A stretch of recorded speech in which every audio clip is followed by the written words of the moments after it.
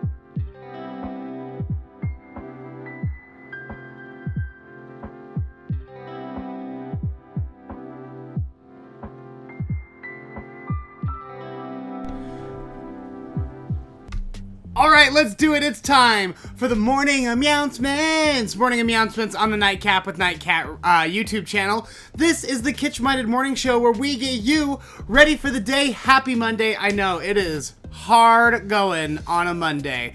But you know what? You did the hardest thing. You're awake. And I'm going to get you ready for the day. Let's do this. We've got great stories coming up in the Morning Mews. And then we're going to get into the book, Why You Shouldn't Eat Your Boogers. I'm going to tell you some random, gross, fun facts about your body. But before we get into any of that, I just wanted to share with you some very exciting news.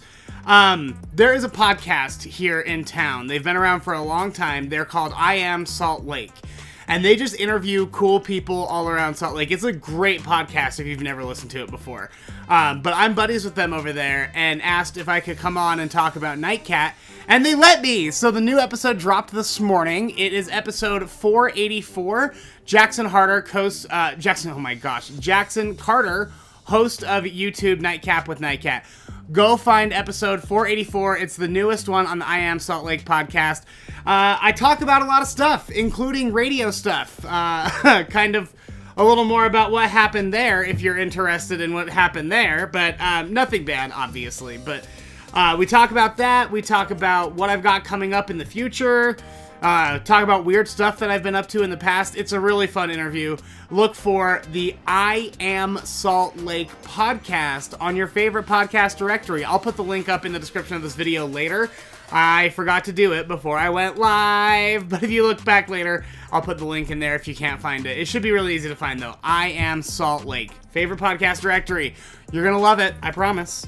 Which means it's time for us, then, to get into the Morning Mews. The Morning Mews is the part of the show where I go through the top pop culture headlines. I let you know what's going on so you don't feel left behind when you get to work and school. And let's get into it with Eva Longoria. Eva Longoria, if you don't know, is producing a new movie about the invention of flaming hot Cheetos. Now, as the legend goes, a janitor by the name of Richard was working at the Frito-Lay plant, and he was basically inventing his own, like, obviously you're going to take home a ton of free chips if you work at the Frito-Lay plant. So he was spicing it up with different recipes, and he came up with this one that's really spicy, that he and his Latin family are going to love. And allegedly, they all fell so in love with it that he decided to go into Frito-Lay and basically just promote the product. Like, hey, I'd love if you guys started making this in a bag full time. And they did. So that's the story. Now, here's the thing. News broke today that Frito-Lay says that guy never had anything to do with the invention of Flaming Hot Cheetos. I guess when that story broke, a woman by the name of Lynn Greenfield went to Frito-Lay and launched an internal investigation because she says she invented Flaming Hot Cheetos. Now, here's the thing. Frito-Lay went through and they asked a bunch of the personnel, they asked a bunch of the staff, did like a whole big investigation, and all of them said that Richard had nothing to do with the invention of Flaming Hot Cheetos, even though Eva Longoria's movie, all about Richard. So they haven't been able to find, that's the statement they say. They did release a statement saying, we appreciate Richard and all of that he provided to the company, including his influence with the Hispanic community, and what that did with our brand, but we can't find any evidence that Richard invented Hot Cheetos. And Lynn, however, they did find personnel records that she was assigned from being a janitor onto the Flaming Hot Cheetos test team. So she was like in there making decisions, testing stuff out, tweaking the recipe with the creative team, and she was a janitor. So, sounds like old Richard trying to take credit for the hard work a woman was doing. Typical man stuff. Ugh, anyway. So, I mean, the movie will be great regardless. I think it'll be really, really interesting. And I still think the story is fascinating. But we'll see how this develops. I like to believe this is going to be like a Carole Baskin Tiger King situation where Lynn just stews and can't handle it anymore. And then it'll be a true crime story. Flamin' hot murder! All right, moving on. Remember last week, we talked about a tiger that got loose in Houston during Mother's Day. So it was a Houston neighborhood. Tiger was walking the streets. People kept seeing him. They called the cops. There was an off-duty sheriff's deputy or a former sheriff's deputy maybe, who was there, and he pulled a gun on the tiger. Now, a guy runs out of a house, grabs the tiger, and pulls him back in. When police show up, they can't find the tiger anywhere. And that guy says, I don't know what you're talking about, even though he's on camera with the tiger in his hand, leading it back into the house. So that guy, they have been basically pestering him for a week.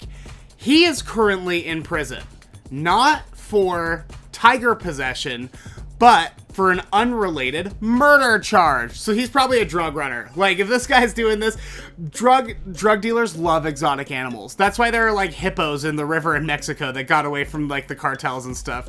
They love hippos and lions and tigers. Like, you go into these compounds where they do drug raids on the cartels, and they got like crocodile tanks and stuff. They are nuts. So I'm assuming he's running with a pretty bad crowd if he's got a 9-month-old tiger and he's in prison for murder.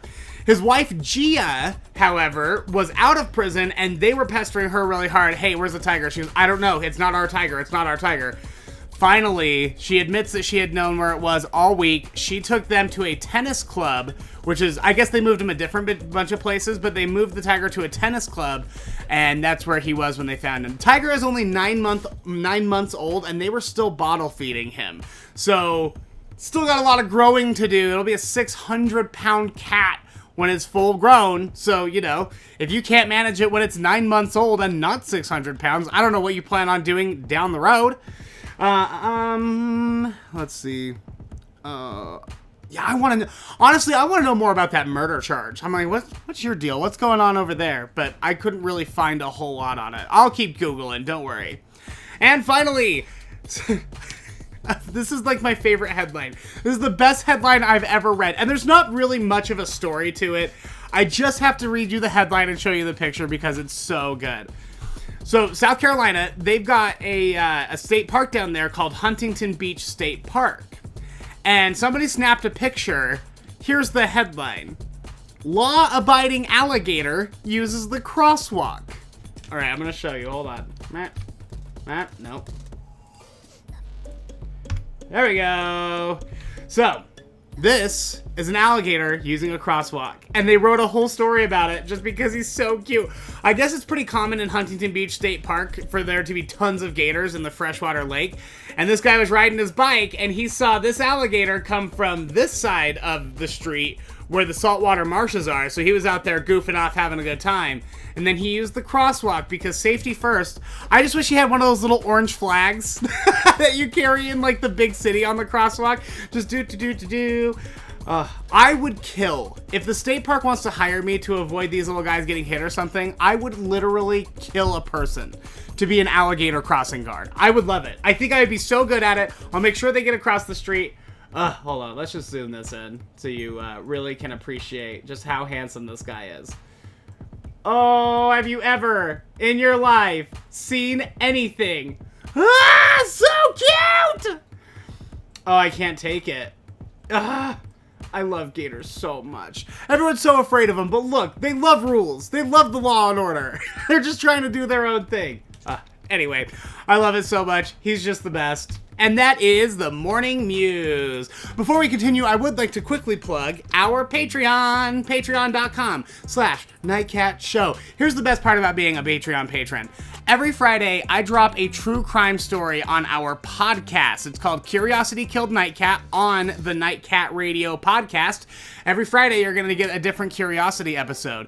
Well, patrons get those episodes a week before anybody else. So episode 6, which is great, and you should go listen to it, by the way, on the Nightcat Radio podcast, just dropped for everybody on Friday, but episode 7 dropped for patrons on Friday night, and it is also a very good one. If you're a patron, you haven't listened to it yet, it's in the feed, go check it out. But yeah, it's bonkers. If you are just hungry for true crime and you can't wait another week for another episode of Curiosity Killed Nightcat, join the Patreon. We put the links up there. It's only for patrons. They're the only ones who can access it.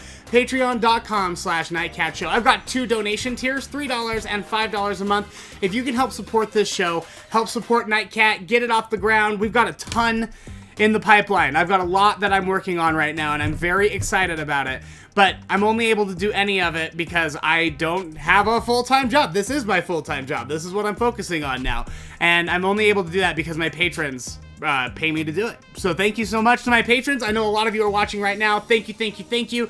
If you're not a patron but you would like to be, patreon.com/nightcatshow. All right. Which means then it is time for us to get into the book, Why You Shouldn't Eat Your Boogers, and Other Useless and Gross Information About Your Body. I got this at the Goodwill for $2 a little while ago, and it's chock full of really interesting stuff about your body and weird syndromes and stuff that you haven't heard before, including Dr. Strangelove syndrome. I didn't know this was a real thing. I thought this was just something like you got a hand transplant and your hand went out of control because you got it from a serial killer. But apparently, this is kind of possible. So, the condition is named after the main character in the 1960s movie Dr. Strangelove.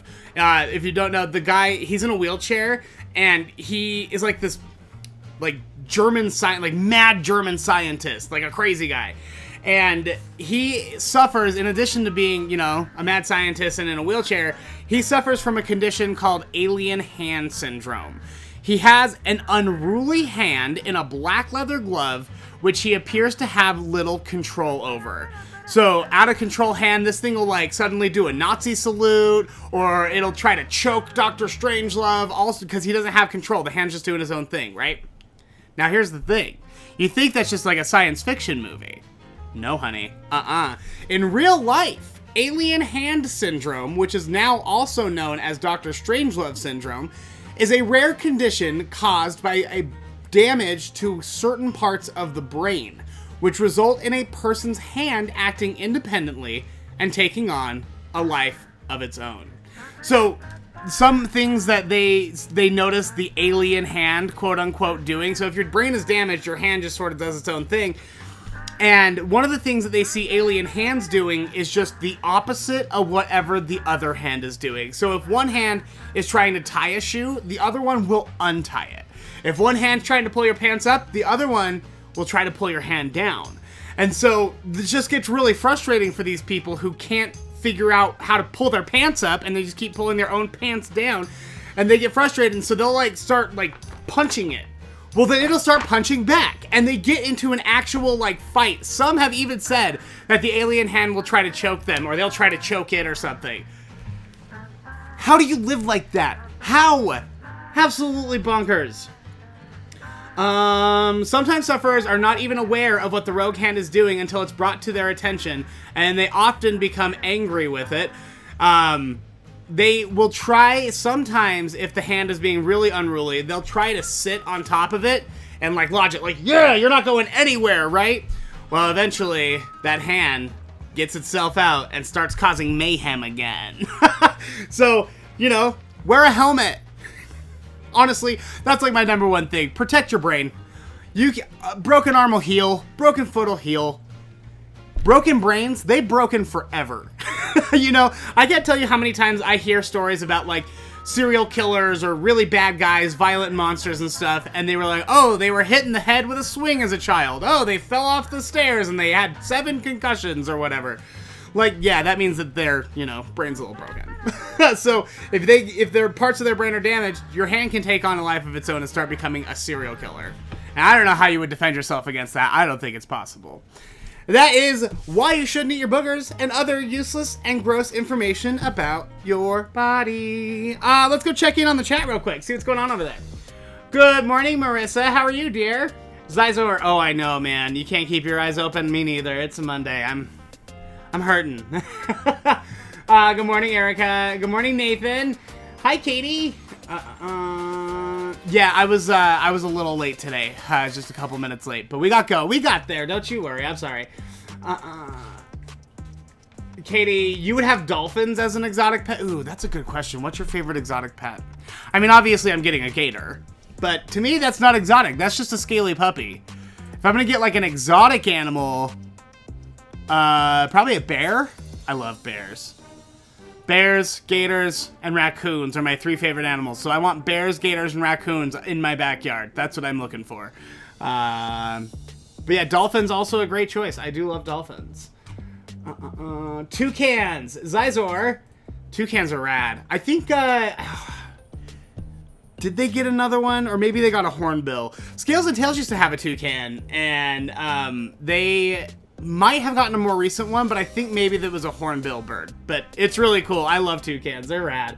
They have a ton of toucans. If you've ever been over to Liberty Park at the Tracy Aviary, they have some of the most beautiful toucans just hanging out all day. I love the aviary. If you haven't been, that's so funny. I actually talk about how much I love the aviary on the I Am Salt Lake podcast, because they're always like, if you've got people from out of town coming into Salt Lake, where are you taking them? And I was like, well, first we're gonna go up, check out the Natural History Museum. We're gonna go to restaurants, but blah, blah, blah, blah. But I always talk about the aviary because I think the aviary is the best. And if you're in Salt Lake County, like if you're nearby enough to make it worth it, an annual pass to the aviary is only $30. It's dirt cheap. So I get one every year and I'm over there constantly just looking at the birds, hanging out, having a good time. Big fan of the aviary, would recommend it. Let's see. Oh yeah, the hand thing is bonkers, Katie. I'm so glad you're liking Curiosity Killed Nightcat. Here's the thing. Curiosity Killed Nightcat is really hard for me. I'm sure I've talked about this before when it was Saturday morning cereal, because it's a lot of murder. And like when I'm watching like a show or a podcast or something, like usually I could skip around or pause it if it gets too intense. But when it's my own show, I have to find out what happens. I have to really find out what happens, all the things, and look at photos and stuff. So it is definitely a labor of love, and I'm so happy that you're loving it. I really am. And I mean, I'm not going to sit here and feel bad for myself. I literally get paid to make a podcast about murder, which is one of my favorite subjects. So I'm not going to complain too much, but yeah, it does get a little bit heavy. But if you're in a true crime mood, you're jonesing for an episode, Curiosity Killed Nightcat on the Nightcat Radio podcast. Look for Nightcat Radio, favorite podcast directory. Down in the link tree, the description of this video, if you click that link tree, it will take you to the Nightcat Radio podcast. Also, and I didn't build a graphic for this because I wasn't really planning on doing it today, but I guess we'll do it. Nightcatshow.com. That's the new website. It's new. It's in its infancy. I'm still working on it. But nightcatshow.com is the place to go check it out. I've got all sorts of stuff going on up there. Like every show is listed on its own page with all the episodes. So you'll be able to go find stuff a lot faster. You'll be able to search for stuff. And then all of the episodes of Curiosity Killed Nightcat, I have my sources listed as well as photos of the killers posted. Nightcatshow.com. You can also get on the waiting list for the true crime tours, which I think I'm starting again probably this week or next week. So get on the waiting list there at nightcatshow.com. There's all sorts of cool stuff over there. Go check it out. I wish I had a graphic to tell you about it, but if you're looking for episodes of Nightcat radio podcast or Curiosity Killed Nightcat, go check those out. nightcatshow.com. All right. Good morning, Alice. How are you, darling? Mindy, I love desert tortoises. Oh my gosh. You know what? I'm gonna save it for tomorrow. But I'm sure a lot of you have already seen it on Instagram. I got my lizard the cutest thing ever from the thrift store. So tomorrow I'm going to show you what my lizard's up to these days because he's got a really cool new piece of furniture, which you can find at Nightcat Show on Instagram. Double promote it. All right. Let's see. We went to the aviary after after the butterfly party. So Zizor came to our butterfly party where we released the caterpillars that we had raised. Went over to the aviary. I love that place. It's so fun. Erica. Oh, lion. I would also... Listen, when I was a kid, I was a tiger kid. Like, literally, they all knew me as the tiger kid at school. So I feel like if I'm going to go with a big cat, it's gotta be a tiger. But I don't know why I couldn't do a tiger and a lion. I just want a zoo. I want Matt Damon style, we bought a zoo life. I want to just suddenly give it all up, find a country zoo out in the middle of nowhere, and that's my zoo now. And it'll be cute, just like we bought a zoo. It won't be scary like Tiger King. All right. I think that's going to do it for us then, right? We talked about the Morning Mews, told you the down low, what's going on over at Frito-Lay. There's some internal struggling over hot Cheetos. We did the book, Why You Shouldn't Eat Your Boogers and Other Useless and Gross Information. I talked about alien hand syndrome. I told you about the I Am Salt Lake podcast. Don't forget to go check that out. I'm going to add that to the link tree very, very quickly in case you can't find it. But you should be able to find I Am Salt Lake on your favorite podcast directory. Check out the Nightcat Radio podcast. And hey, have the day that you deserve. If you deserve to have a great day, hope you have a great day. If not, do better. I'm going to turn it over to the fish for 3 minutes of fish. Bye. Bye.